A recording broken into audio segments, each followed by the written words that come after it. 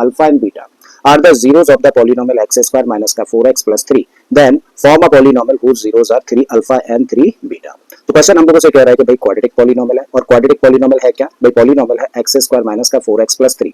ठीक है, तो ये है गिवन क्वाड्रेटिक पॉलिनोमियल और इस क्वाड्रेटिक पॉलिनोमियल के जीरोस हम लोगों को दे रखे हैं अल्फा और बीटा। तब हम लोगों को एक नया पॉलिनोमियल फॉर्म करना है यानी कि नया पॉलिनोमियल बनाना है या फिर कह लीजिए फाइंड करना है जिसके के जीरोस क्या होंगे, जिसके जीरोस होंगे 3 अल्फा और 3 बीटा। ठीक है, तो हमें क्या करना है भाई नया पॉलिनोमियल फाइंड करना है जिसके के जीरोस 3 अल्फा और 3 बीटा है। ठीक है, तो भाई ऐसे क्वेश्चंस को हम लोग कैसे सॉल्व करें, जब भी कभी इस तरीके के क्वेश्चन सॉल्व करने होते हैं तो सबसे पहला काम क्या करो, जो पॉलिनोमियल हम लोगों को दे रखा है ना उसको सबसे पहले लिख लो, इसको नेम दे देते हैं। ठीक है, तो हम लोगों ने लेट कर लिया कि लेट पी एक्स नेम दे दिया इस पॉलिनोमियल को और पॉलिनोमियल है क्या, पॉलिनोमियल है एक्स स्क्वायर माइनस का 4x प्लस 3। तो ये है गिवन पॉलिनोमियल। अब इस गिवन पॉलिनोमियल को अगर स्टैंडर्ड फॉर्म के साथ में हम लोग कंपेयर करें तो भाई यहां से हम लोग क्या कह सकते हैं, यहां से हम लोग कह सकते हैं कि भाई इस पॉलिनोमियल का a कितना है। देखो a का मतलब होता है एक्स स्क्वायर का कोफिशिएंट, जो कि एक्स स्क्वायर का कोफिशिएंट यहां पर नहीं दिख रहा तो फिर क्या होना चाहिए 1 होना चाहिए, तो a की वैल्यू क्या है 1 है। b का मतलब होता है क्वाड्रेटिक पॉलिनोमियल में x का कोफिशिएंट जो कि यहाँ पे हम लोग देख पा रहे हैं कितना है माइनस का 4 और c का मतलब होता है कांस्टेंट टर्म जो कि यहाँ पर है 3।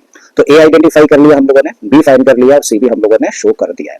जब a b और c तीनों रेडी हैं तो आ जाते हैं भाई अल्फा और बीटा पर, क्योंकि इस पॉलिनोमियल के जीरोस अल्फा और बीटा है तो since alpha and beta are the zeros of polynomial px, क्योंकि इस पॉलिनोमियल के अल्फा बीटा क्या है जीरोस हैं और जब अल्फा और बीटा इस पॉलिनोमियल के जीरोस हैं तो दो चीजें हम लोग हमेशा फाइंड कर लेते हैं, एक तो सम ऑफ जीरोस और दूसरा प्रोडक्ट ऑफ जीरोस। ठीक है, so therefore sum of zeros का मतलब अल्फा प्लस बीटा और अल्फा प्लस बीटा की वैल्यू क्या होती है माइनस का b अपॉन a।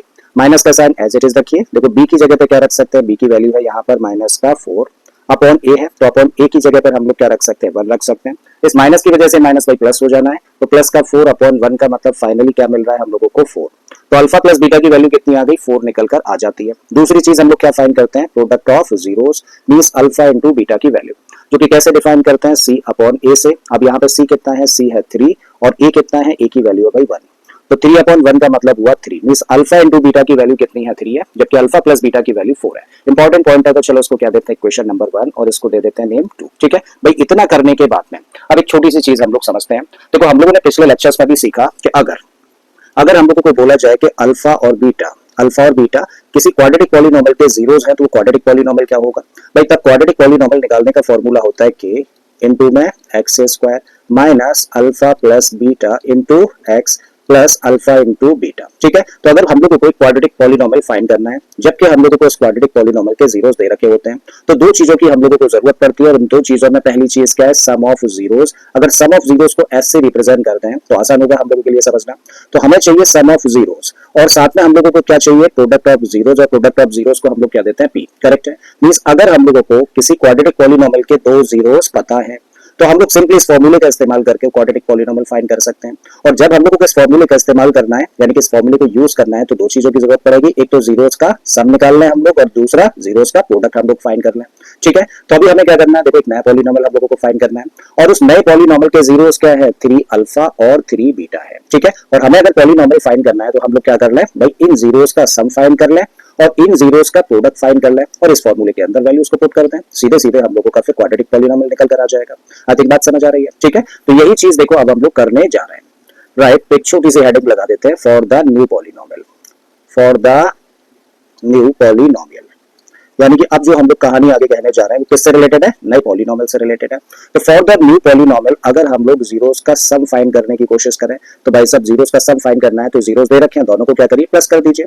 पहला जीरो क्या है, पहला जीरो है 3 अल्फा जबकि दूसरा जीरो क्या है, दूसरा जीरो है 3 बीटा।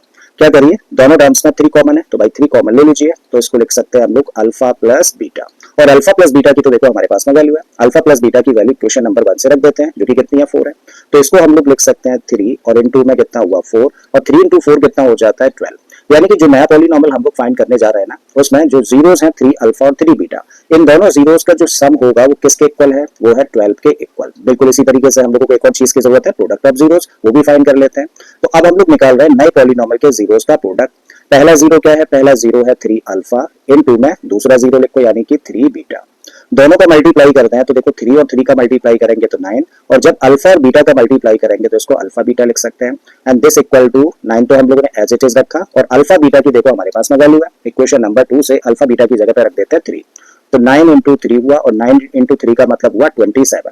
मींस जो नया पॉलिनोमियल हमें फाइंड करना है उसके जीरोस का प्रोडक्ट कितना है 27 है, ठीक है। So therefore new polynomial would be therefore the new polynomial therefore the new polynomial equal to क्या होगा भाई, नया पॉलिनोमियल होगा k इनटू में x square minus sum of zeros into x plus product of zeros, ठीक है। तो वही फॉर्मूला हम लोगों ने इस्तेमाल किया।